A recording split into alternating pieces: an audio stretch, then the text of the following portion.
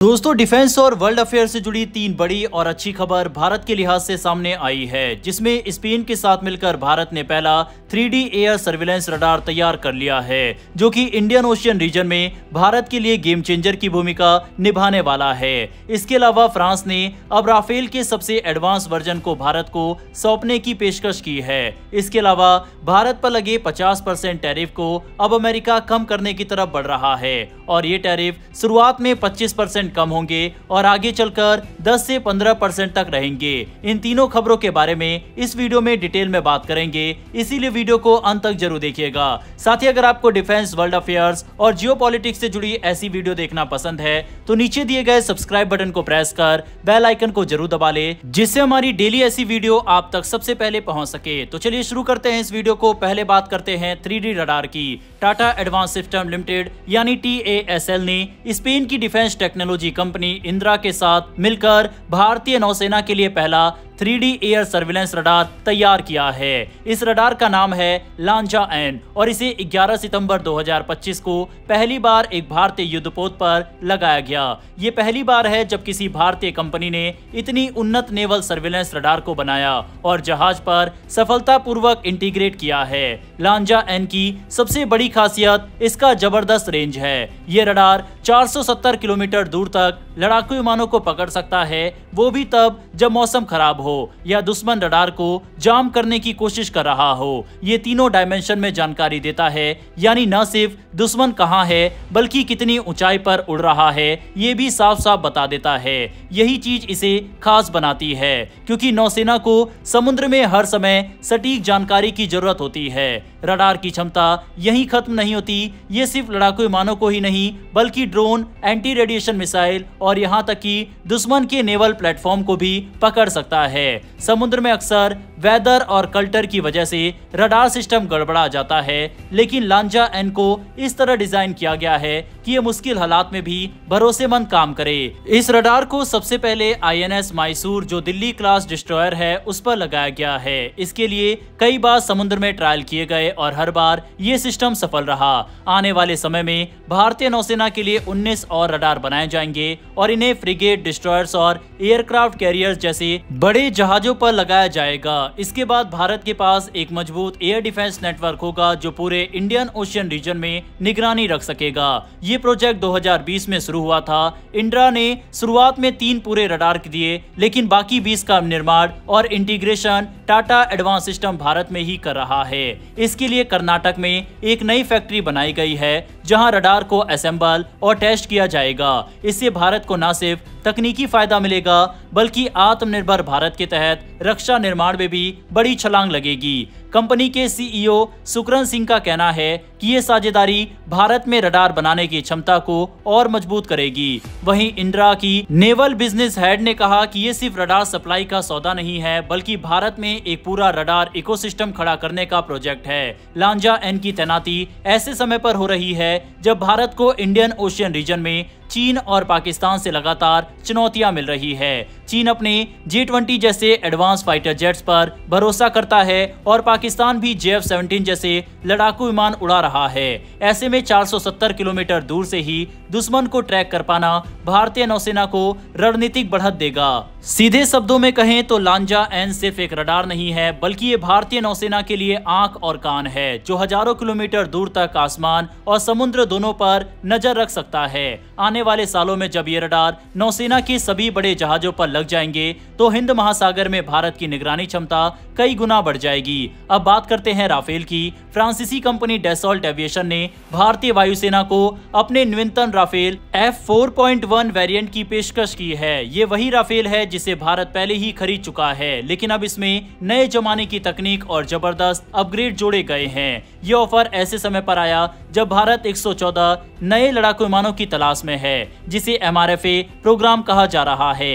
Rafale F4.1 को मौजूदा F3R version से कहीं ज्यादा एडवांस बनाया गया है। इसमें सबसे अहम अपग्रेड है नया आईसा रडार, जो दुश्मन को बहुत दूर से पहचान सकता है और जैमिंग यानी इलेक्ट्रॉनिक वारफेयर को झेलने की क्षमता भी रखता है। इसका मतलब यह है कि भारतीय वायुसेना दुश्मन के लड़ाकू विमानों को दूर से ही पकड़ लेगी और मिटियोर जैसी लंबी दूरी की मिसाइलों से उन्हें निशाना भी बना सकेगी। ये फीचर चीन और पाकिस्तान जैसे प्रतिद्वंदियों के खिलाफ भारत को बढ़त देगा। इस नए वेरिएंट में सेल्फ प्रोटेक्शन सिस्टम को भी अपग्रेड किया गया है, यानी दुश्मन के मिसाइल, ड्रोन, स्वार्म या यहाँ तक कि हाइपरसोनिक हथियारों के खिलाफ भी राफेल खुद को सुरक्षित रख पाएगा। इसमें स्पेक्ट्रा नाम का एडवांस इलेक्ट्रॉनिक वारफेयर सूट और टेलियोस टारगेटिंग पॉड जैसी तकनीकें हैं जो 360 डिग्री से सुरक्षा देती है। एक और बड़ी खासियत है इसकी कनेक्टिविटी। राफेल F4.1 अब सैटेलाइट लिंक और नेटवर्क सेंट्रिक वारफेयर का हिस्सा बन सकता है। इसका मतलब यह है कि ये विमान ग्राउंड स्टेशन, ड्रोन और दूसरे लड़ाकू विमानों के साथ रियल टाइम में जानकारी साझा कर सकेगा। यानी अगर दुश्मन कहीं पर हमला करने की कोशिश करे तो पूरी फोर्स मिलकर तुरंत जवाब दे सकेगी। सबसे रोमांचक चीज है इसमें शामिल आर्टिफिशियल इंटेलिजेंस। ये टेक्नोलॉजी पायलट को मिशन के दौरान मदद करती है। सेंसर से आने वाले हजारों डेटा पॉइंट्स को AI तुरंत प्रोसेस करता है, दुश्मन की अगली चाल का अंदाजा लगाता है और पायलट को सबसे बेहतर फैसला सुझाता है। इससे मिशन की सफलता की संभावना और बढ़ जाती है। भारत जल्द ही 114 राफेल जेट की डील साइन करने वाला है। ऐसे में ये पेशकश काफी अहम मानी जा रही है। बहरहाल बढ़ते हमारी आज की अंतिम खबर की तरफ। भारत और अमेरिका के संबंध अब वापस पटरी पर लौटते नजर आ रहे हैं। प्रधानमंत्री नरेंद्र मोदी और ट्रंप की फोन कॉल, साथ ही अमेरिकी डेलीगेशन का भारत आना, इसके बाद रिश्तों में सुधार दिखाई दे रहा है और अब काफी अच्छी खबर भारत और अमेरिका को लेकर सामने आ रही है। भारत के मुख्य आर्थिक सलाहकार वी अनंथा ने कहा है कि अमेरिका जल्द ही भारतीय वस्तुओं पर लगाए गए 25% के दंडात्मक शुल्क को हटा सकता है और आपसी शुल्क को घटाकर 10 से 15% तक ला सकता है। अगर ऐसा होता है तो करीब $50 अरब के भारतीय निर्यात पर दबाव कम हो जाएगा। नागेश्वरम का मानना है 30 नवंबर के बाद ये टैरिफ हट सकता है, जिससे भारत अमेरिका के बीच व्यापारिक रिश्ते और मजबूत होंगे। उन्होंने कोलकाता में आयोजित एक कार्यक्रम में कहा कि मूल 25% रेसिप्रोकल टैरिफ और उसके ऊपर लगाया गया अतिरिक्त 25% पैनल टैरिफ दोनों ही अप्रत्याशित थे। उनके मुताबिक भू राजनीतिक हालातों ने अमेरिका को यह फैसला लेने के लिए मजबूर किया था, लेकिन हाल के घटनाक्रमों को देखते हुए उन्हें विश्वास है कि यह दंडात्मक शुल्क ज्यादा समय तक नहीं रहेगा। अगर ये टैक्स हटता है तो भारत के निर्यातकों को सीधी राहत मिलेगी और अमेरिका में भारतीय उत्पादों की मांग और बढ़ सकती है। इधर दूसरी तरफ अमेरिका की सऊदी अरब और पाकिस्तान के साथ बढ़ती नजदीकियां भी चर्चा में है।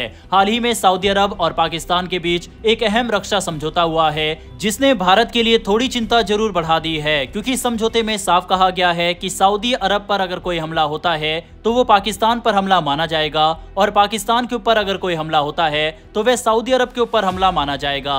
ऐसे में दोनों देश एक दूसरे के साथ उस संकट की घड़ी में खड़े रहेंगे। वहीं सऊदी अरब अपनी रक्षा जरूरतों के लिए ज्यादातर अमेरिका पर निर्भर है। आंकड़ों की माने तो सऊदी अरब के 70% से ज्यादा हथियार अमेरिका से आते हैं। इसमें F-15 लड़ाकू विमान, पेट्रियट मिसाइल सिस्टम और आधुनिक ड्रोन शामिल है। सिर्फ 2022 में ही सऊदी अरब ने अमेरिका से $3 अरब से ज्यादा के रक्षा सौदे किए थे। ये अमेरिका की रक्षा इंडस्ट्री के लिए बहुत फायदेमंद है। ऐसे में अमेरिका सऊदी अरब की रक्षा जरूरतों को पूरा करके अपनी अर्थव्यवस्था को भी मजबूत बनाए रखता है। लेकिन यहाँ पर अमेरिका को एक संतुलन भी साधना होता है। एक तरफ वह सऊदी अरब और पाकिस्तान की नजदीकियों को नजरअंदाज नहीं कर सकता और दूसरी तरफ भारत जैसे बड़े रणनीतिक सहयोगी को नाराज भी नहीं कर सकता। पाकिस्तान और अमेरिका के रिश्तों की बात करें तो पिछले कुछ सालों में जरूर इन रिश्तों में ठंडापन आया है, लेकिन लंबे समय तक पाकिस्तान अमेरिका का बड़ा सहयोगी रहा है। अमेरिका ने पाकिस्तान को नॉन नेटो अलाय का दर्जा भी दिया था।